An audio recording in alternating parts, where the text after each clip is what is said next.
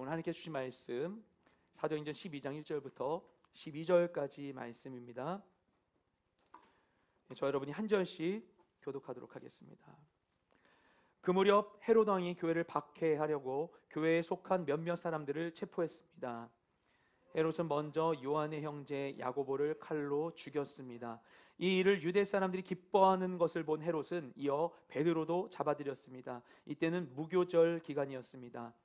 그는 베드로를 잡아 감옥에 가두고 군인들을 4명씩 한 조를 지어서 4조가 지키도록 했습니다.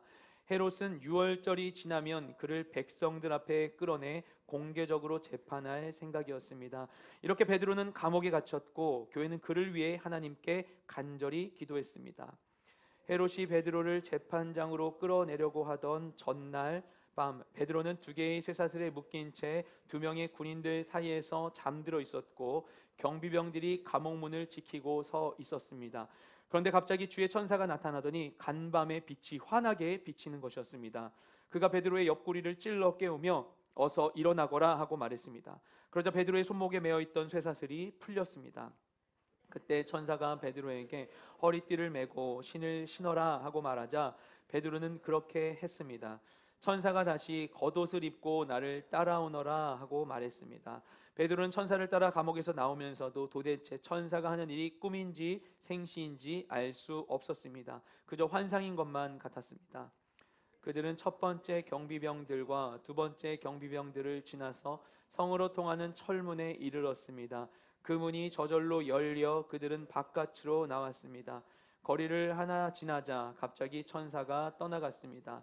그제야 비로소 베드로는 정신이 들어 이제야 분명히 알겠다. 주께서 천사를 보내 헤롯의 소나귀와 유대 사람들의 모든 기대에서 나를 구해 주셨다라고 말했습니다. 함께 읽겠습니다. 이 사실을 깨달은 후 그는 마가라고도 하는 요한의 어머니 마리아의 집으로 갔습니다.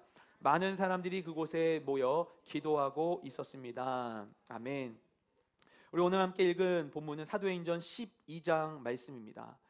앞서 사도행전 7장 가운데 그 전까지만 해도 예수님 승천하신 이후에 오순절 성령 강림 사건 이후에 잘 모여서 막 은혜가 있었던 그 예루살렘 교회 가운데 첫 번째 위기가 닥치게 되죠. 스데반 집사의 순교 사건이었습니다.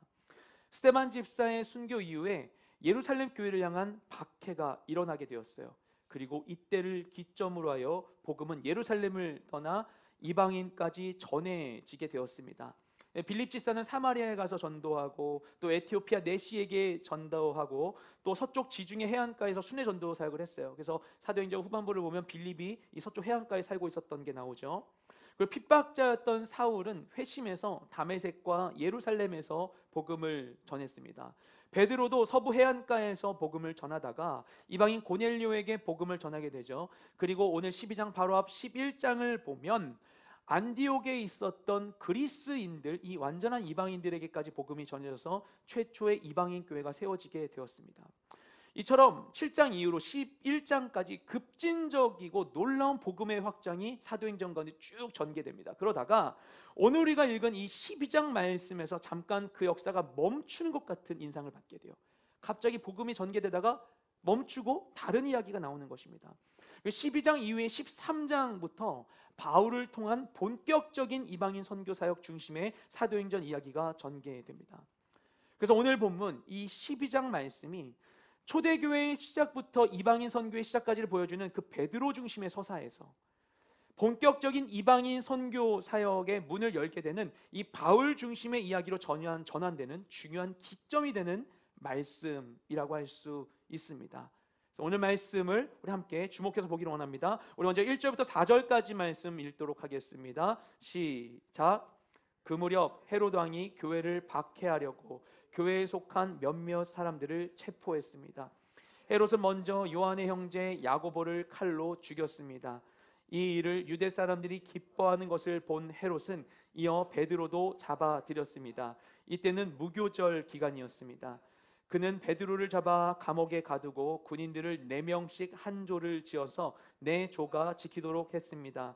헤롯은 유월절이 지나면 그를 백성들 앞에 끌어내 공개적으로 재판할 생각이었습니다. 아멘. 이 복음이 확장되고 있다가 12장에 갑자기 교회를 향한 이 박해의 내용이 기록됩니다. 12장에 들어오면서 방금 읽었던 1절 말씀을 보면 갑자기 그 무렵이라고 하는 애매한 시점이 등장하게 되죠. 이때가 언제인가를 여기서 주목해 보도록 하고자 하는 것인데, 이때는 헤롯 왕이 교회를 박해하기 시작했던 때였습니다. 성경에 헤롯 왕이 여러 명이 등장하는데, 오늘 본문에 나온 헤롯 왕은 헤롯 아그리파 1세였습니다. 신약시대 이스라엘은 로마의 지배를 받고 있었지만 로마는 이스라엘의 별도의 왕정을 허락해 주었어요. 하지만 유대인이 이뻐서 유대인 잘 살라고 해준 게 아닙니다. 이 여러 주변 접경국과의 이 외교적인 마찰을 최소화하기 위해서 중간에 자기들이 이게 통제할 수 있는 나라를 만들었던 거예요. 그러다 보니까 유대인의 왕국인데 어떤 전략을 세우는가 하면, 유대인 왕국에 유대인이 아닌 이두메인 출신의 헤롯 가문에게 왕위를 허락해 준 것이었습니다. 그래서 유대인의 나라이지만 유대인이 왕이 아닌 이방인이 왕인 이상한 형국이 되었던 것이죠. 그래서 신약 시대에 이 헤롯 왕들이 여러 명 등장하는데, 예수님 탄생하실 때 그때 아기들 다 죽이라고 했던 왕이 첫 번째 헤롯 왕인 헤롯 대왕이고요. 그 다음에 헤롯 아켈라오가 등장하고, 예수님 돌아가실 때 있었던 그 헤롯 안티파스. 헤롯 아켈라오와 안티파스는 분봉왕이었어요. 먼저 헤롯 대왕은 완전히 다 통치했는데, 그 다음엔 로마가 너네 뭐 싸우지 말고 나눠서 다스려 해가지고 막 갈릴리만 맡긴다든지 뭐 이렇게 따로 맡겼던 거예요. 그런데 오늘 본문에 나오는 이 헤롯 아그리파 1세는 헤롯 대왕의 손자인데요, 이 사람은 좀 독특한 왕이었어요. 분봉왕으로 시작했는데 이 사람이 잘해요. 그래서 로마가 점점 이 통치 지역을 넓혀준 거예요. 그래서 이스라엘 전역을 다스리는, 유다 전역을 다스리는 이 민족 왕으로 세워졌던 게 바로 헤롯 아그리파 1세였습니다. 이 사람은 정치적인 수완이 굉장히 좋은 사람이었어요. 그래서 유대인 친화 정책을 펼쳐서 제사장 가문들, 유대인 종교 지도자들과 좋은 관계를 유지하고 그들의 관습을 존중하고 환심을 사서 이것을 정치적으로 활용하는 사람이었습니다. 그래서 헤롯 가문 가운데 있었던 어떤 왕보다도 유대인들로부터 인기가 많은 왕이 바로 헤롯 아그리파 1세였습니다. 그러다 보니 이 헤롯 왕과 친분이 있는 유대인 제사장 무리들이 이 시기에 예루살렘 교회에서 퍼지고 있었던 그 교회에 대해서 지속적으로 고발해 왔던 것이겠죠. 그래서 헤롯은 유대인들의 정치적 환심을 사기 위해서 이것을 이용하기로 합니다. 그래서 자신이 직접, 왕이 직접 교회 탄압에 나서겠노라고 결심을 하게 되었던 것이죠. 그래서 시작하자마자 교회 사람 몇 사람을 체포하고, 그리고 가장 먼저 무엇을 하는가 하면은 요한의 형제이자 사도, 12 제자 중에 한 명이었던 사도 야고보를 붙잡아서 사형에 처하게 됩니다. 본보기를 먼저 보여주는 거예요. 가장 먼저 이 정치적인 이슈가 딱 관심을 받으려면 큰 사건 먼저 일어나야겠죠. 그래서 야고보 먼저 처형을 해버리는 거예요. 본문을 보면요, 이 야고보의 어떤 붙잡혀서 어떤 이야기들이 나오지 않아요. 그냥 죽었다고 나옵니다. 그러니까 붙잡자마자 제대로 따지지도 않고 그냥 사형부터 시켰던 것이죠. 이게 지금까지 이전에 있었던 박해와 어떤 부분이 다른가? 이전에까지 진행되었던 이 예루살렘 교회를 향한 박해는 사내들인 공회에 의해서 이루어졌어요. 사내들인 공회는 유대 사회 내에서 이 바리새파와 사두개파라고 하는 서로 이제 그 경쟁 관계에 있었던 이 종교 지도자 집단들을 동수로 묶어서 한 20여 명 정도 묶어서 만든 이 유대인의 이 최고 일결 기구였어요. 근데 종교 지도자들이 모이니까 이거는 종교적인 성격이 강한 의회였던 것이죠. 그래서 기존의 교회 박해는 종교적인 성격을 띠고 있었어요. 그런데 이제 교회를 향한 탄압이 종교를 떠나 국가적인 수준으로 심화된 것입니다. 그래서 헤롯은 과감하게 예루살렘 교회 지도자로서 사도 중 한 사람이었던 야고보를 그냥 바로 처형해 버리는 거예요. 본문에 칼로 죽였다고 하는데 이것은 앞서 세례 요한 죽었던 것처럼 참수를 한 것으로 생각이 됩니다. 이렇게 해서 초대교회 가운데 첫 번째, 이 사도 중에 첫 번째 순교자가 나오게 되었어요. 국가 권력이 교회를 탄압하니까 과거와 달리 일이 빠르게 진행이 됩니다. 앞서서 그 유대인들, 사내들인 공회원들이 예수님 너무나 죽이고 싶은데 죽일 수가 없잖아요. 그러니까 자기들이 사내들인 공회를 열어가지고 그냥 재판 땅땅땅 그냥 대충 해버려가지고는 예수님의 이 종교적인 문제인데 그걸 가지고는 이게 죽일 죄다라고 해가지고는 이 빌라도 총독에게 가서 예수님 사형을 선고해달라고 하죠. 그러니까 예수님 죽이고 싶은데 너무나 절차가 복잡하고 어려운 거예요. 근데 이제 왕이 직접 나서서 사형을 처하겠다고 하니까 모든 게 속전속결인 것입니다. 그래서 야고보를 죽이니까 어떤 일이 일어납니까? 본문을 보면 유대인들이 기뻐했다고 하죠. 기뻐하는 거예요. 와, 죽였다, 너무 좋아하는 거예요. 내 자기들 안에 있는 이 분노를, 자기들 안에 있는 분노와 막 이런 마음들을 단번에 일소에 해결해 준 것 같은 좋은 행동이라고 생각하는 거예요. 유대인들이 기뻐하는 것입니다. 그리고 이게 바로 헤롯이 원하는 일이었어요. 유대인들의 지지와 정치적 영향력의 확대를 원하고 있었어요. 그래서 과감하게 그가 이제는 야고보를 죽였는데 이렇게 좋아? 판을 키워보기로 결정을 하게 됩니다. 그래서 이제는 예루살렘 교회의 가장 상징적인 존재였던 베드로를 체포하려 하게 됐죠. 그리고 체포할 때가 언제인가 하면 무교절 기간이었다고 본문에 나와 있습니다. 왜 하필 무교절 기간에 베드로를 잡은 것인가? 무교절이라고 하는 날은 유월절을 앞두고 일주일 동안 진행되는 절기였었는데요. 이 기간 동안에는 재판이나 처형이 엄격히 금지되었어요. 근데 헤롯 아그리빠가 유대인의 전통과 이들의 종교를 잘 알고 있었거든요. 그럼에도 불구하고 베드로를 이때 붙잡은 건 무엇인가? 본문에 나와 있는데 무교절 마지막인 유월절 직후에 재판하여 처형하고자 했기 때문입니다. 유월절은 오순절, 초목절과 함께 3대 절기죠. 율법에 의하면 이 세 개의 절기는 각처에 흩어져 있는 모든 유대인 남성들이 예루살렘 와야만 했어요. 그러니까 뭐 북아프리카, 유럽 할 것 없이 여기저기 흩어져 있던 유대인들이 다 몰렸기 때문에 굉장히 많은 인파들이 몰려 있는 때가 바로 이때였습니다. 헤롯은 이때를 노린 것이죠. 이때 베드로를 처형하면 선전 효과가 극대화될 것이 분명했기 때문입니다. 중요한 선거를 앞두고 있는데 이제 명절 되면 또 막 명절 뭐 전략 뭐 이런 얘기 나올 거예요. 막 명절 때 전에 이슈가 터져서 집에 가서 막 얘기해서 막 이런 여론을 이렇게 막 좋게 하도록 한다, 뭐 이런 전략들 막 뉴스에 나오잖아요. 비슷한 거예요. 이 당시에는 명절을 우리 흩어지면 명절에 모이니까 이때 명절 때 특별히 이 여론전에 성공하기 위하여서 헤롯이 무교절, 유월절 기간을 활용하고자 했었던 것입니다. 그리고 앞서 야고보를 처형한 후에 있었던 사람들의 반응을 봤잖아요. 그러니까 예수님의 12제자에 속한 사도를 죽이는 건 성공이 검증되어 있는 정치 이벤트인 것입니다. 그래서 그는 더 큰 쇼를 준비하고자 했었던 것입니다. 그래서 유대 군중의 지지를 받고자 하는 마음에 기대가 너무나 컸을 거예요.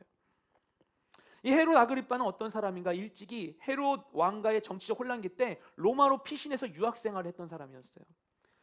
그리고 로마 왕가의 자제들과 어린 시절을 함께 보내게 되었습니다. 아무래도 이제 왕족이니까 로마의 왕족들과 같이 교육을 받았던 거예요. 그러면서 그곳에서 로마의 선진화되어 있는 대중정치 시스템을 보고 왔을 것입니다. 로마는 이때 황제가 다스리는 제정이었지만 제정 전에 로마는 공화정이라고 하는 굉장히 민주정에 가까운 매우 고도화된 정치 시스템을 가지고 있었어요. 그러니까 이때가 황제가 다스리고 있었음에도 불구하고 군중 정치가 너무나 중요했던 것이죠. 그러니까 막 그 대중을 위하여서 콜로세움 세우고 이런 걸 하는 거잖아요. 그러니까 로마는 너무 그런 곳이기 때문에 어떻게 여론을 통해서 정치를 편하게 할 수 있는지를 거기서 이 사람이 잘 보고 배워서 자기 나라를 다스리게 되었던 것이죠. 그의 할아버지인 헤롯 대왕이 일찍이 로마로 가서 옥타비아누스로부터 왕으로 임명받고 돌아왔을 때 어떤 일이 있었는가 하면, 헤롯은 이제 내가 유대인의 왕이다, 내 백성들이 날 맞이해 주겠지라고 생각하면서 왔는데 가장 먼저 이를 맞이한 사람들은 유대인, 이 봉기한 유대인 군중이었습니다. 성난 군중들이었습니다. 감히 이두메인이 우리를 다스려? 헤롯 대왕이 통치하는 내내 사람들은 헤롯을 미워했어요. 헤롯은 끝까지 자신의 정체성을 유대인으로 생각했어요. 이 반전인데 자신을 유대인이라 생각하고 유대교에 열심히고자 노력했어요. 하지만 유대인들은 그를 인정해 주지 않았어요. 이것이 왕가였던 헤롯 가문의 열등감이었습니다. 그들의 컴플렉스였어요. 이것을 알고 있었던 헤롯 아그리빠 1세는 자신은 이들로부터 버림받지 않고 이들로부터 박해받지 않고 비난받지 않고 사랑받는 왕이 되고 싶은 마음이 가득했을 거예요. 이런 과거들을 알고 있기 때문에 자신의 선대 왕들과는 차별된 세련된 정치 스타일을 보여줍니다. 그래서 결국에는 그의 능력대로 유다 전역을 다스리는 왕이 되었어요. 그는 자신의 정치적 수완과 군중의 지지와 인기가 자신의 왕위를 탄탄하게 해주리라고 생각했을 것입니다. 그는 자신이 왕임에도 불구하고 이 권위의 뿌리를 사람에게서 찾고자 하고 있었습니다. 모든 권위와 권세는 어디서 시작되는 것인가? 하지만 그의 믿음과는 달리 성경은 모든 권위의 시작이 어디인지를 분명하게 가리키고 있는데요. 우리 로마서 13장 1절 말씀을 함께 읽도록 하겠습니다. 시작. 각 사람은 위에 있는 권세들에게 복종하라. 권세는 하나님으로부터 나지 않음이 없나니 모든 권세는 다 하나님께서 정하신 바라. 아멘. 자주 인용하는 말씀이죠. 이 권위의 질서가 무엇인지를 명확하게 보여주는 성경 말씀이라고 할 수 있습니다. 여기에 따르면 모든 권세는 다 하나님이 주시는 거예요. 본래 아무것도 존재하지 않았잖아요. 존재하지 않으니까 권리나 권위도 없는 것이죠. 하지만 모든 것을 창조하신 하나님이 모든 것에 대한 권위를 가지고 계셨는데, 그러기 때문에 모든 권세와 권위는 다 하나님으로부터 주어지게 되었다는 것이죠. 나에게 어떤 권리나 권위 또 권세가 있다면 우리는 그것을, 그래서 이것을 주신 하나님의 뜻에 따라 사용하도록 고민해야 하는 것입니다. 그것이 바로 성경이 우리에게 이야기하는 청지기도의 삶이고 또 예배자의 삶인 것이죠. 그런데 오늘날 우리는 사람의 평가에 너무나 예민한 사회에 살아가고 있어요. 구독자 수, 좋아요 수, 댓글 수가 이게 돈이 되고 권력이 되는 시대를 살아가고 있습니다. 하루 단위로 막 그래프로 하루 단위로 그릴 수 있을 정도로 출렁이는 여론조사 결과에 따라서 어떤 사람이 어제는 착한 사람이었다가 오늘은 나쁜 사람이 되고 내일은 어떻게 될지 모르는 시대를 살아가고 있어요. 너무 재미있는 세상이지 않습니까? 그 사람이 어떤 사람인지는 중요하지 않아요. 그 사람의 본질이 중요한 게 아니에요. 그 사람의 평판이 중요한 거예요. 그 사람이 어떤 이미지를 보여주고 있고 어떤 말들을 듣고 있고 얼마나 많은 사람이 그 사람을 지지하는가, 그게 그 사람을 대변하게 되는 거예요. 이게 진짜인가? 이게 진짜 권위, 진짜 권세인가요? 가짜 사회를 살아가는 것 같아요. 보딜리아르가 얘기한 시뮬라시옹 사회가 이런 식으로 정치적으로 구현되는 것이죠. 그 사람이 어떤 사람인가 보다 그 사람의 이미지, 그 사람을 지지한 사람의 많고 적음, 그게 그 사람을 보여주는 그런 사회. 모두가 그걸 알고 있음에도 불구하고 그것에 대해 그 누구도 문제를 제기하지 않는 그런 사회를 우리가 살아가고 있습니다. 정치뿐만 아니라 경제도 그렇고 다 그래요. 이 기업이 얼마나 큰 가치를 가지고 있는가, 이들의 기술이 어떤 가치를 가지고 있는가, 출렁이고 있는 사람들의 지지도에 따라서 이게 평가가 됩니다. 기술이 고도화로 발달되니까 이것을 정량화할 수 있게 되고, 정량화된 이것들이 우리에게 새로운 권력이 되어버렸어요. 진짜가 무엇인지 몰라요. 모든 사회 가운데 얼마나 많은 사람이 지지하느냐, 그걸 따라 나아가는 것이죠. 그렇기 때문에 이 시대는 어찌 보면 리더가 없고 질서가 없는 시대입니다. 싫고 힘들고 어려워도 분명한 길이 있다면 믿음을 주고 소망을 주고 이끌어줄 수 있는 사람이 없어진 시대예요. 그냥 모두가 좋다고 하는 걸 따라서 최대한 적은 사람에게 미움받으려고, 그래서 선택하는 시대, 그리고 최선의 선택을 모두가 지지하는 시대, 그런 시대를 우리가 살아가고 있지 않습니까? 그게 진짜 권위일까요? 그게 진짜 지혜일까요? 진짜 능력일까요? 결국엔 그 모든 것은 다 평가에 대한 두려움에 근거한 것이죠. 미움받지 않기 위해, 실패당하지 않기 위해, 지지받고 싶어서. 그런데도 불구하고 사람들은 그 관심을 갖기 위해 노력하고 있습니다. 이처럼 사람들의 지지와 관심이 최우선이었던 헤롯에게 이 야고보나 베드로가 진짜 죄를 지었는가, 이 사람이 처형받을 만한 사람인가는 중요하지 않은 거예요. 그냥 이 일을 통해서 사람들의 환심을 사면 그로써 충분한 것입니다. 관심에 대한 욕구로 인해서 무고한 자를 죽이는 일도 서슴지 않고 있는 것이죠. 이처럼 우리 안에 있는 왜곡된 욕망이 우리를 죄악의 길로 인도할 수 있습니다. 그래서 우리는 계속해서 내가 무언가를 행할 때 나의 동기를 점검해 봐야만 하는 것이죠. 나는 이걸 지금 왜 하고 있을까? 나는 지금 이걸 왜 붙들고 있는가? 나는 왜 열심히 하지? 이거 내가 할 일인가? 사람들로부터 인정받고 싶은 건가? 사람으로부터 미움받고 싶지 않은 것인가? 비난받고 싶지 않은 것인가? 아니면 다른 사람 위에 군림하고 싶어서인가? 우리가 많은 일로 수고할지라도 다른 이의 평가를 위해 수고한다면 결국 그것은 두려움을 위해 수고하고 있는 것이나 마찬가지입니다. 그러면 우리는 무엇을 위해 수고해야 되는가? 사실 다른 사람들한테 욕먹지 않고 칭찬받으며 사는 건 좋은 거잖아요. 그런데 그것이 바른 방향이 아니고 바른 가치가 아니라면 그럼 우리는 무엇을 위해 수고해야 하는가? 그게 정말 우리가 궁금하다면 성경은 아주 많은 부분에서 그 방향을 우리에게 얘기해주고 있습니다. 사랑을 위해 수고하라는 거예요. 얼마 전에 우리가 함께 보았던 갈라디아서 5장 13절 말씀에서 우리를 향하여 사랑으로 종노릇하게 힘쓰라고 얘기하죠. 사랑의 종이 되라. 너에게 주어진 자유를 가지고 육체의 만족을 위한 기회를 삼지 말고 사랑의 종이 되어라 라고 이야기합니다. 또 우리 잘 아는 말씀 요한일서 4장 18절 말씀에서는 이렇게 이야기해요. 우리 함께 읽겠습니다. 시작. 사랑 안에 두려움이 없고 온전한 사랑이 두려움을 내쫓나니 두려움에는 형벌이 있음이라. 두려워하는 자는 사랑 안에서 온전히 이루지 못하였느니라. 아멘. 두려움엔 형벌이 있다는 것입니다. 그렇죠? 그냥 벌 받지 않으려고 두려워서 일하고 있는 거예요. 어떤 기쁨이 거기에 있습니까? 근데 여기서 이야기해 주는 바는 두려움의 반대는 곧 사랑이라는 것입니다. 사랑 안엔 두려움이 없대요. 하지만 그 사랑으로 하지 않으면 모든 것이 헛되는 것이죠. 우리 고린도전서 13장 1절 말씀 함께 읽겠습니다. 시작.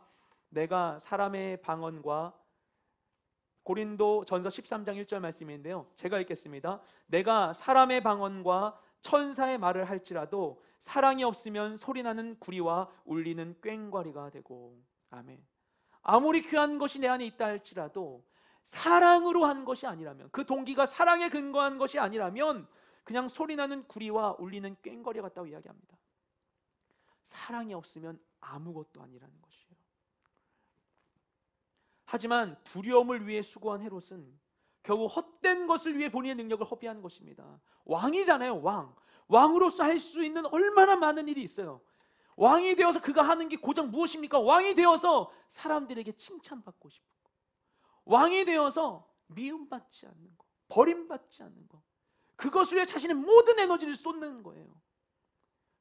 왕으로서 할 수 있는 너무나 놀랍고 좋은 일들이 많이 있는데 우리는 무엇을 위해 수고하고 있습니까? 하나님 주신 모든 삶의 자리 가운데 정말로 가치 있는 것을 위해서 수고하는 우리 모두가 되기를 주님의 이름으로 축복드립니다. 헤롯이 베드로를 그래서 체포하는데요, 사람들의 관심을 사기 위해서 베드로를 체포하는데요, 여기서도 그런 헤롯의 마음을 너무나 엿볼 수가 있어요. 정말 신경 써서 가두죠. 그래서 오늘 말씀을 보면 이게 디테일하게 설명됩니다. 옥에 가두는데 그를 끌어낼 거란 표현을 하죠. 끌어낸다는 게 끌어올려낸다는 표현입니다. 그런 표현으로 볼 때 아마도 이 성전 바로 근처에 있었던 안토니아 요새 지하 감옥에 갇혔을 것으로 추정이 됩니다. 그리고 또 어떻게 삼엄한 감시를 하냐면요, 4명이 한 조가 되어서 한 타임에 4명이 이 베드로를 지켜야 되는 거예요. 아마도 베드로를 쇠사슬로 묶고서 양쪽에 한 명씩 지키고, 그리고 철문 밖에 둘이 또 지키고 있었을 거예요. 이게 4명이 한 조가 돼서 4교대로 섬겼습니다. 그렇죠? 지금도 군대에서 막 이렇게 막 교대 근무만 할 때 막 뭐 5교대, 3교대 정도로 이렇게 막 쓰잖아요. 군대에서 살 때 한 3시간 정도 쓰거든요, 한 번에. 근데 이때 로마 군인의 이런 그 무장을 기준으로 볼 때 굉장히 무겁고 그런 무장이었었기 때문에 아마 이들이 오랜 시간 장기간 서서 근무하는 게 쉽지 않았을 거예요. 아마 2시간 단위, 3시간 단위 정도로 해서 4교대로 근무를 서지 않았을까. 그러니까 16명의 병력을 여기에 투입하는 거예요. 왜냐하면 무교절 때는 굉장히 질서가 혼란스럽기 때문에 많은 군인들이 예루살렘 주둔에 있었어야 했어요. 할 일 많아요. 근데 이들을 위해서만, 이들만 완전히 거기에만 매이도록 이렇게 묶어놓은 겁니다. 그 정도로 베드로를 삼엄하게 경비를 하도록 했던 거예요. 베드로가 뭐 무예가 출중하구나, 그죠? 뭐 싸움 잘한다는 얘기 하나도 없어요. 고기만 잡았던 사람인데, 그죠? 베드로가 뭐 초능력이 있는 것도 아니고. 근데 왜 그런 삼엄한 감시를 했던 것인가? 우리가 잘 알 수 있습니다. 과거에 베드로가 사도행전 말씀을 보면 사내들인 공회에 의해서 붙잡힌 바가 몇 번 있었어요. 사내들인 공회원들에게도 자신들의 사설 이런 경비대원들이 있었습니다. 그럼에도 불구하고 베드로가 눈 깜짝할 때 사라져버리는 거예요. 어제 붙잡았는데 오늘 아침에 여기 없고 저기 광장에서 복음 전하고 있다는 거예요. 이런 일들이 일어나니까 이것을 아마 헤롯 아그리빠도 미리 들었겠죠. 근데 이런 특이한 정보를 듣게 되면 일단 이런 비범한 상황들을 보면서 대체 무슨 일이지? 뭐 때문이지? 이걸 좀 점검해 봤어야 될 거 아닙니까? 그죠? 뭔가 특별한 힘이 있나? 이런 고민을 해봤어야 했음에도 불구하고 헤롯은 이로부터 제대로 된 교훈을 얻기보단 오히려 더 확실하게 내 능력으로 확실하게 이것을 차단하고자 애쓰고 있는 것입니다. 우리가 잘못된 욕망에 사로잡히게 되면 하나님의 이 강한 사인 앞에서도 이것을 알아채고 제대로 해석하지 못하고 오히려 반대로 완전 범죄를 위해 수고하게 되는 것입니다. 헤롯은 그렇게 최선을 다하고 있었어요. 그리고 이 헤롯의 계략에 의하여서 베드로가 감옥에 갇힙니다. 우리 5절 말씀 함께 읽겠습니다. 시작. 이렇게 베드로는 감옥에 갇혔고 교회는 그를 위해 하나님께 간절히 기도했습니다. 아멘. 베드로는 그렇게 해서 감옥에 갇혔습니다. 그런데 한편 교회는 그를 위해 하나님께 간절히 기도했다고 나오죠. 헤롯 대왕이 나서서 국가적으로 체포하고 하니까 아무것도 할 수 있는 게 없는 거예요. 베드로가 한낱 어부였던 그가 뭐 할 수 있겠어요? 그냥 붙잡는 대로 붙잡힐 뿐이죠. 아무것도 할 수 있는 게 없어요. 그냥 순순히 붙잡히는 거예요. 교회가 그를 위해 뭐 할 수 있는 게 없는 거예요. 뭔가 막 돈 써서 매수한다든지, 뭐 왕에게 올라가 가지고 막 귀족들 통하여서 베드로 변호를 한다든지 할 방법이 없는 거예요. 할 수 있는 게 없는 거예요. 상황은 벌어졌고 너무나 괴로운데 그 상황 가운데 이들이 마주한 건 자신들의 철저한 무능한 상태였습니다. 아무것도 할 수 있는 게 없는 거예요. 그 왕 앞에서, 능력 있는 왕 앞에서 자신들은 너무나 초라한 존재들이었어요. 그러자 그들이 할 수 있는 거, 유일한 방법을 씁니다. 기도하는 거예요. 과거에 베드로와 요한이 산헤드린 공회에 붙잡혔을 때 그때도 성도들이 함께 간절히 기도했었죠. 지금은 그때보다 상황이 심각해요. 야고보가 처형당했어요. 여러분, 상황이 다릅니다. 야고보가 처형당했어요. 이제 그냥 잡히면 죽임을 당하는 거예요. 베드로도 죽기 직전의 상황에 처했어요. 내일이면 죽어요. 내일이면. 근데 그런 상황 속에서 교회가 무엇을 하고 있는가? 막 두려워하고 막 어떻게 해야 되는가 막 서로 막 논쟁하는 게 아니라 간절히 기도하고 있는 것입니다. 이것이 위기를 맞이한 성도의 바른 태도인 것이죠. 위기 상황 앞에서 세상의 반응은 크게 두 가지로 나뉜다고 볼 수 있을 것입니다. 하나는 절망하고 낙담하고 자기하는 것이라면, 다른 하나는 반대로 사람을 의지하고 인간적인 지혜를 끌어모으면서 어떻게든 내 힘으로 버티고 이겨보려고 하는 것입니다. 하지만 하나님의 방법은 이 두 가지 다 아닌 것이죠. 하나님의 방법은 내가 포기하고 무너지는 게 아니라 그냥 내 한계를 인식하는 것이에요. 내 힘으로 뭐든지 해보려고 하는 게 아니라 하나님을 의지하며 나아가는 것입니다. 나의 한계 상황을 인식하고 하나님의 능력을 구하는 것, 그게 우리 성도의 이 위기에 대한 바른 반응인 것이죠. 그때 비록 우리가 연약할지라도 역사하신 주님을 경험할 수 있게 되는 것입니다. 바로 그때 하나님께서 그분의 능력을 보이시는 것이죠. 우리 6절부터 11절까지 말씀 함께 읽겠습니다. 시작. 헤롯이 베드로를 재판장으로 끌어내려고 하던 전날 밤, 베드로는 두 개의 쇠사슬에 묶인 채 두 명의 군인들 사이에서 잠들어 있었고 경비병들이 감옥문을 지키고 서 있었습니다. 그런데 갑자기 주의 천사가 나타나더니 간방의 빛이 환하게 비치는 것이었습니다. 그가 베드로의 옆구리를 찔러 깨우며 어서 일어나거라 하고 말했습니다. 그러자 베드로의 손목에 매어 있던 쇠사슬이 풀렸습니다. 그때 천사가 베드로에게 허리띠를 메고 신을 신어라 하고 말하자 베드로는 그렇게 했습니다. 천사가 다시 겉옷을 입고 나를 따라오너라 하고 말했습니다. 베드로는 천사를 따라 감옥에서 나오면서도 도대체 천사가 하는 일이 꿈인지 생시인지 알 수 없었습니다. 그저 환상인 것만 같았습니다. 그들은 첫 번째 경비병들과 두 번째 경비병들을 지나서 성으로 통하는 철문에 이르렀습니다. 그 문이 저절로 열려 그들은 바깥으로 나왔습니다. 거리를 하나 지나자 갑자기 천사가 떠나갔습니다. 그제야 비로소 베드로는 정신이 들어 이제야 분명히 알겠다. 주께서 천사를 보내 헤롯의 소나기와 유대 사람들의 모든 기대에서 나를 구해주셨다라고 말했습니다. 아멘. 어느새 베드로가 붙잡힌 지 일주일이 지나고 무교절 마지막 밤이 되었습니다. 그리고 이제 다음 날이면 베드로는 사형을 당하는 거예요. 사형 당하기를 앞두고 있었어요. 그런데 사형 전날 밤 몇 시간 후면 죽게 되는 베드로가 무엇을 하고 있는가? 자신을 지키고 있는 경비병 사이에서 자고 있었어요. 손목에 쇠사슬이 묶인 채로. 이게 힘든 상황인데 자고 있는 거예요. 그리고 그가 어떻게 자고 있었는지를 이 문맥을 통해서 우리가 유추할 수 있어요. 얼마나 곤히 자고 있었는지. 천사가 보면은 광채 가운데 왔다고 하잖아요. 광채가 왔는데 그냥 자고 있는 거예요. 천사가 와서 그의 옆구리를 찔러서 깨웠다라고 우리말 성경에 번역된데 굉장히 완곡한 표현이고, 개역개정 성경에는 베드로의 옆구리를 쳐 깨워 가로되라고 나옵니다. 이게 본래 의미에 더 맞다고 봅니다. 헬라어 원어로 여기 쓰인 단어가 파타소인데 신체의 일부를 강하게 가격한다는 뜻이에요. 그러니까 천사가 와서 옆구리를 쳐서 깨울 정도로 그가 곤히 자고 있는 것입니다. 천사가 원래 그렇게 무례하진 않을 거예요. 그죠?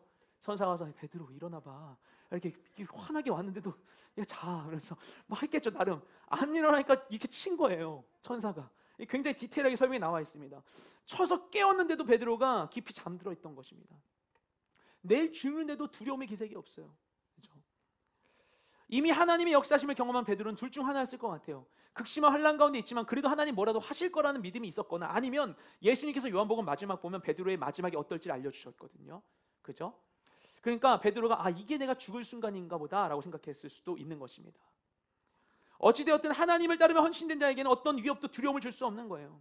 감옥에서도 평안과 기쁨을 누릴 수 있는 거예요. 위기 상황 가운데에서도 하나님이 나에게 무언가 행하실 거라고 믿든가, 아니면 이를 통해 하나님이 내게 뭔가, 이게 하나님의 뜻인가 보다, 이게 나의 때인가 보다라고 믿음으로 주님께 나아갈 수 있는 것이죠. 세상의 위협이 두려움이 되지 않는 거예요.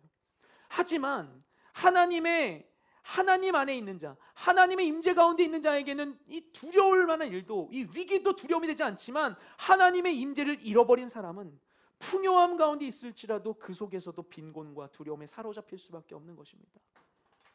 그래서 천사가 때려서 깨웁니다. 손목에 쇠사슬이 풀립니다. 놀라운 일이 일어나죠. 그래도 여전히 아마 베드로는 비몽사몽이었던 것 같아요. 말씀을 보면 천사가 뭐라고 합니까? 그 다음 얘기가 되게 재밌어요. 신발 신어, 끈을 묶어, 겉옷 입어 하는 거예요. 그러니까 베드로가 비몽사몽인 거예요. 막 이러고 있는 거예요. 그러니까 신발 신고, 띠 하고, 저기 옷 있잖아, 옷 챙기고, 얘기하고 있는 거예요. 그러니까 베드로는 그 상황 가운데 뭐야 이러면서 나오고 있는 것이죠. 아마 이때도 베드로는 계속 몽롱한 중에 이게 꿈인지 생시인지 구별하지 못한 상황 가운데 첫 번째, 두 번째 경비병들을 지나서 빠져나옵니다. 경비가 굉장히 상황했던 것으로 보이죠.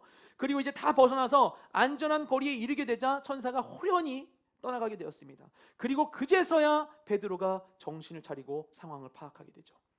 아마도 지하에 이제 공기가 이제 희박하니까 정신 없다가 찬 공기 이제 쐬니까 정신 차는지를 모르겠어요. 여기서 베드로가 정신을 차립니다. 그리고 상황이 어떠했는지를 알게 돼요. 앞서 천사가 광채 가운데 나타나서 직접 자신을 깨워주었고, 자신을 묶고 있었던, 일주일간 묶여 있었던 쇠사슬이 풀리게 되었고, 모든 병사들의 눈을 피해서 감옥을 빠져나오고 철문이 저절로 열리는 기적의 순간 가운데 있었을 때에는 아무것도 모르다가 모든 게 끝난 뒤에야 이게 모두 다 하나님의 인도하심이었구나라고 깨닫게 되는 것입니다.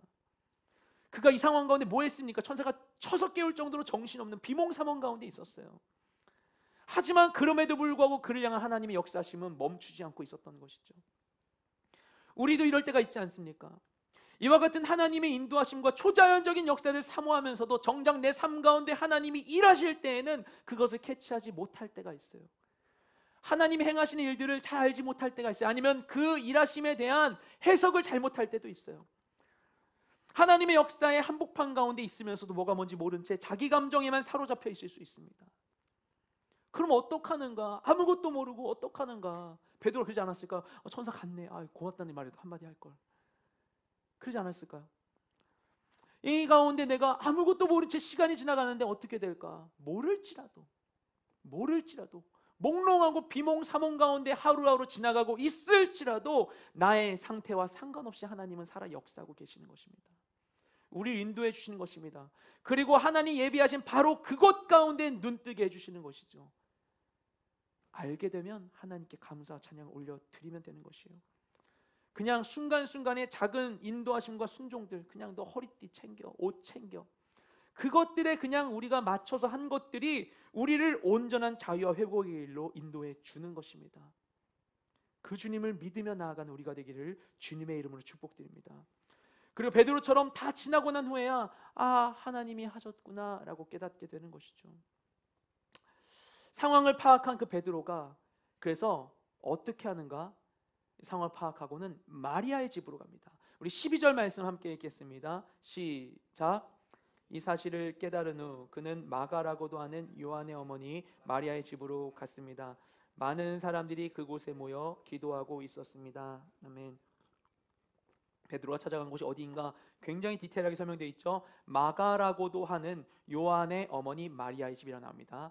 아마도 마리아는 사람이 여러 명이기 때문에 이 마리아가 누군지 설명하기 위해서일 수도 있을 것이고, 또한 이 요한 마가에 대해서 얘기하고 싶어서일 수도 있습니다. 왜 마가라고도 하고 요한이라고 하냐면은 요한은 유대식 이름이고 마가는 헬라식 이름인 거예요.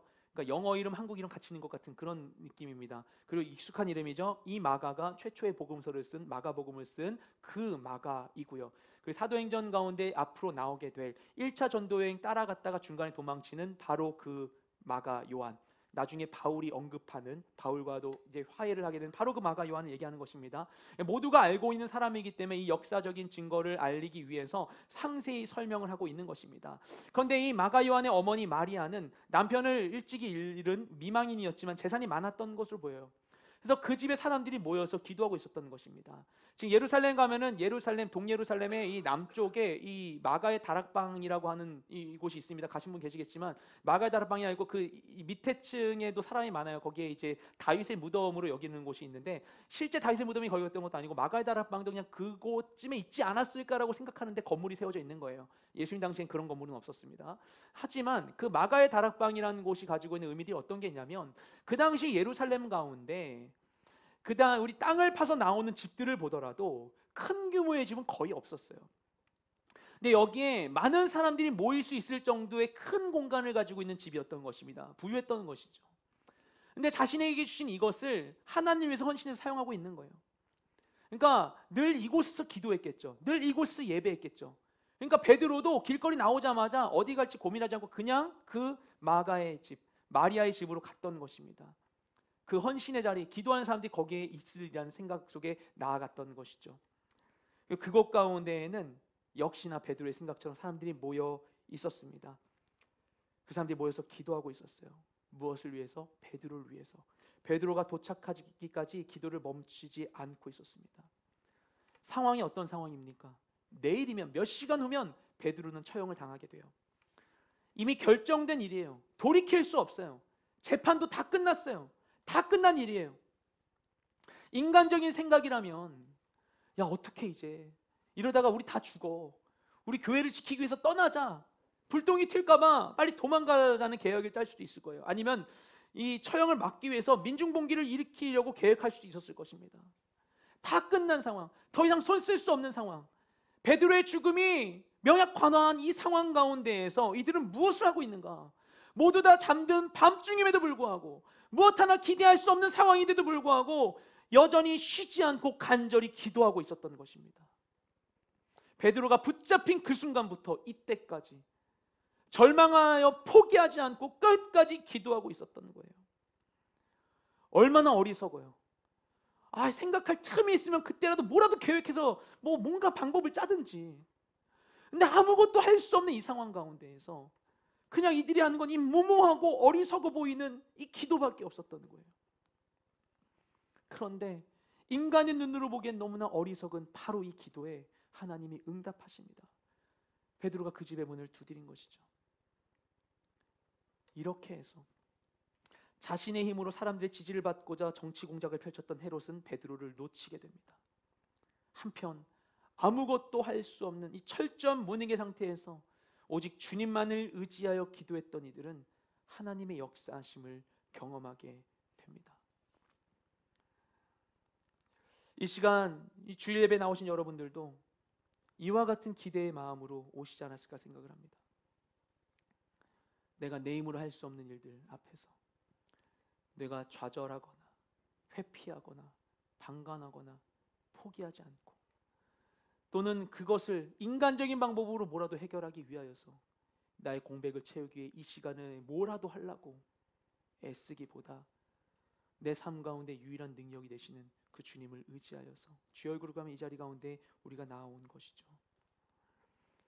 우리 삶 가운데 내 힘으로 내 뜻대로 할 수 없는 일들이 너무나 많죠. 거대한 사회 시스템 안에서 내가 너무나 작고 연약한 티끌 같은 존재같이 여겨질 때가 너무나 많이 있죠. 내가 열심히 일했는데도 불구하고 나의 열심이 나를 대변해 주지 못해요.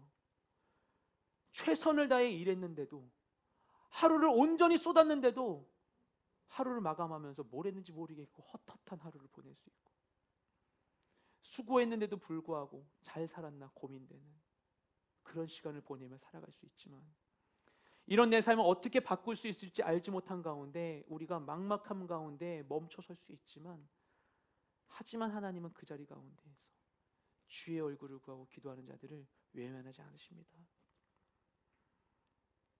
그 모든 상황 속에서 하나님의 능력을 구하며 기도할 때 우리에게 바로 그 상황을 주신 주님, 우리에게 간절한 기도의 제목을 주신 주님, 나에게 나의 이 철저한 무능을 허락하신 주님, 내가 할 수 없는 것을 허락해 주신 주님, 나의 한계 상황을 허락해 주신 주님, 이런 제한된 몸으로 살아가게 하신 그 주님, 그 주님께서는 우리의 그 기도를 기다리시고 우리의 기도를 통해 역사하심으로 그분이 바로 우리의 하나님이심을 분명히 우리 가운데 나타내 주실 것입니다. 그 주님 믿고 의지하며 나아가는 우리 모든 인생 되시기를 주님의 이름으로 축복드립니다. 우리 함께 이 시간 기도하겠습니다. 시간 우리 기도하실 때 오늘 주신 말씀의 은혜를 따라 우리 함께 기도하며 나아가기 원합니다. 하나님, 주님만이 나의 능력이 되십니다. 주님만이 나의 능력이 되십니다. 주님만이 나의 능력이 되십니다. 주님 의지하며 나아가기 원합니다.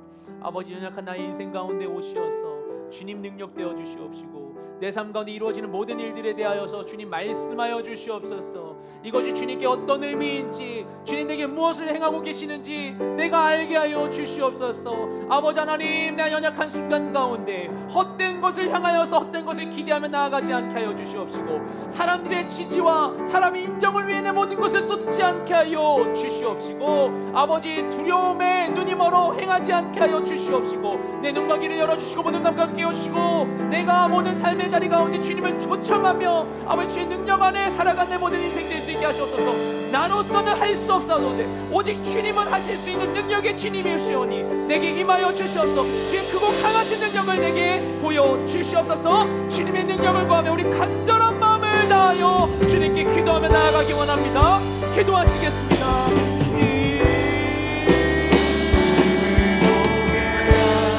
주님, 우리 가운데 임하여 주시옵소서. 역사하여 주시옵소서. 주님밖에 없는 우리들 아버지 하나님, 연약한 자들을 아버지 하나님 결정하시고 역사하시는 주님, 우리 주님만을 바라보며 나아가기 원합니다. 주님만을 의지하며 나아가기 원합니다. 주님만을 사모하며 나아가기 원합니다. 주님을 쫓아가며 나아가기 원합니다. 주님의 얼굴을 배우기를 원합니다. 주의 역사하시는 보기를 원합니다. 주님, 우리를 기억하소서. 주님, 우리를 기억하소서. 주님, 태어난 주님 비춰주시옵소서. 내가 뱃사오는 이 모든 한계적 상황들을 부인하며 내가 어떻게든 회복이 위하여 나의 능력과 사랑의 능력과 방법들을 방백들을 기준하며 나아가지 않게 하여 주시옵소서. 아버지 하나님과 모든 상황 가운데 내 마음을 돌이켜 주님 앞에 철저히 영기로 나아가 내 모든 인생을 내 마음을 고쳐주셔서 내 영의 역사가 내 삶 가운데 마시고 역사하여 주시옵소서. 주님 함께 하여 주시옵소서. 아버지 하나님, 주님을 믿고 의지하며 선포하며 나아가기 원합니다. 아버지 하나님, 내가 할 수 없게 하신 모든 상황들 가운데 능력의 주님만을 의지하며 나아가기 원합니다. 주님 함께 하소서. 포기하지 않게 하소서. 멈추지 않게 하소서. 좌절하지 않게 하소서. 절망하지 않게 하소서. 아버지는 위기 상황으로 내 삶을 판단하는 아버지 바울을 범하지 않고 주님 우리 가운데 임하시고 능력이 되시는 주님, 평안이 되시는 주님, 함께 하시는 주님, 그 주님의 주님이시여 오직 주님만을 의지하는 내 삶을 변화시켜 나아가는 우리 모든 인생 될 수 있도록 주여 우리 가운데 임하셔서 주여 우리 가운데 함께하여 주시옵소서. 놀라우신 주님 함께하여 주시옵소서. 주님 함께하여 주시옵소서. 아버지 하나님, 나의 무능도 내가 할 수 없으며 나의 한계 상황도 아무것도 할 수 없는 나의 모든 상황들이 주의 영광을 위해 사용될 수 있기를 원합니다.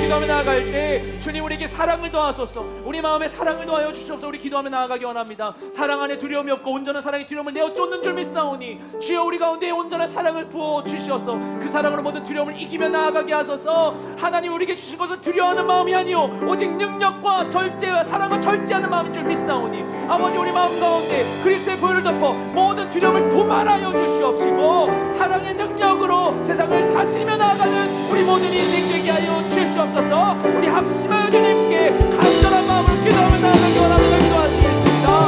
주님 감사드립니다. 주님 우리에게 사랑을 더하소서. 우리에게 사랑을 더하소서. 우리 부족한 우리 마음 가운데 주님의 사랑을 더하여 주옵소서. 사랑하기 위하여 우리를 주옵소서.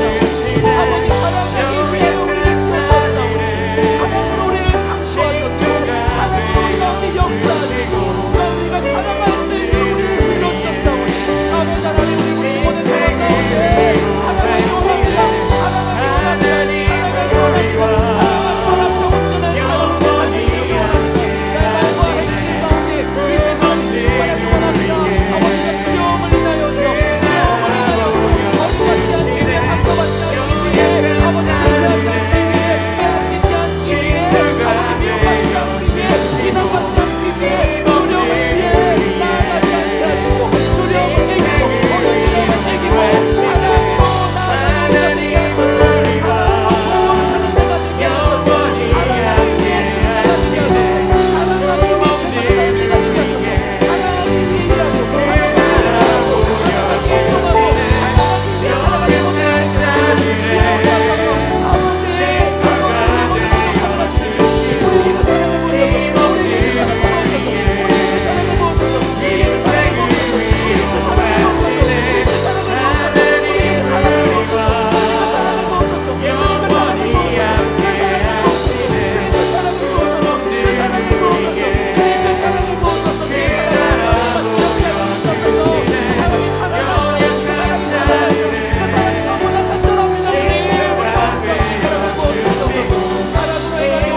살아가는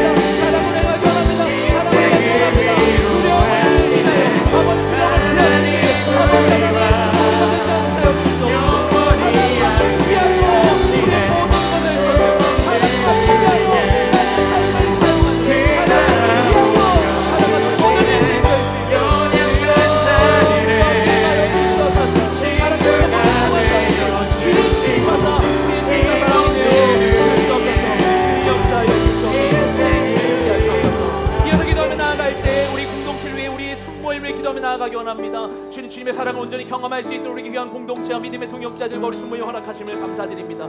이곳이 서로 사랑하기 위해 최선을 다하는 사랑의 연습을 하는 아름다운 공동체 관계가 될 수 있기를 원하오니 주님의 가운데 온전한 사랑을 부어 주시어서 아버지 사랑하며 서로를 존중하며 함께 세워져 나아가는 우리 공동체 모든 자리가 될 수 있도록 우리 위에 역사하여 주시옵소서. 우리 공동체가 우리 순모임 가운데 온전한 사랑을 부어달라고 다시 한번 합심하여 기도하며 나아가기 원합니다. 기도하시겠습니다. 감사드립니다. 아버지 하나님 우리 앞에 사랑을 녹아있기를 원합니다. 그 사랑 안에 세워져가는 우리가 될 수 있기를 원합니다. 서로 사랑하기 위하여 주 사랑을 다하는 우리가 되기를 원합니다. 아버지 하나님 우리에게 주 사랑을 부어주시옵소서. 그 사랑을 부어주시옵소서. 사랑을 부어주시옵소서. 아버지 그 사랑이 정말 아버지 이 자리가 나왔사오니 아버지 정말 모든 관계가 모든 하나님 그리스도의 사랑을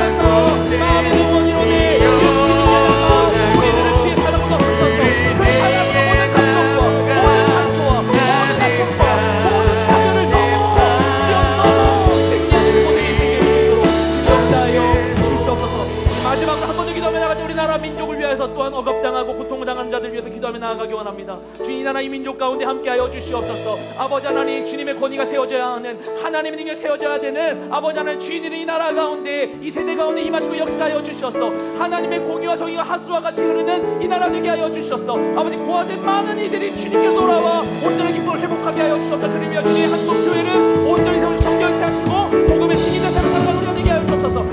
떠나는 가운데 아버지 하나님 고통당한 자들이 있습니다. 아버지, 미얀마의 내전 계속되는 가운데 고통당한 자들 기억하여 주시옵시고, 또 아버지 하나님 이스라엘의 그 난민들을 주님, 시리아 난민들을 기억하여 주시옵소서. 아버지, 모든 삶의 자리 운동과 하나님의 은혜를 경험할 수 있게 하여 주시옵소서. 나라 민족과 모든 고통받는 자들을 위해 하시며 주님께 기도하며 나아가기 원하며 기도하시겠습니다.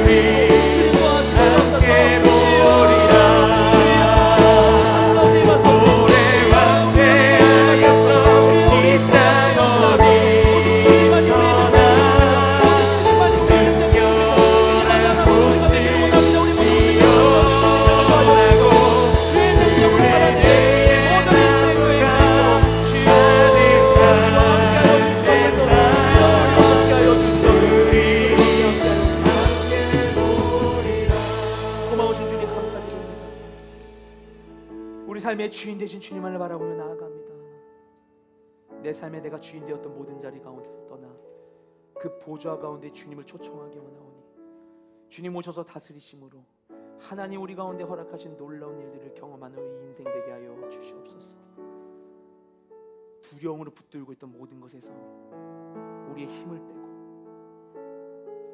모든 것을 내려놓고 주님께 나를 온전히 맡길 수 있도록 믿음과 소망을 더하시고 그리할 수 있도록 우리에게 진리의 빛을 날마다 비추어 주시옵소서. 우리 가운데 늘 함께 하실 주님을 찬양하며 우리 모든 기도를 살아계신 예수님의 이름으로 기도드렸습니다. 아멘. 우리의 기도를 드신 살아계신 하나님께 감사와 영광의 박수를 드리겠습니다.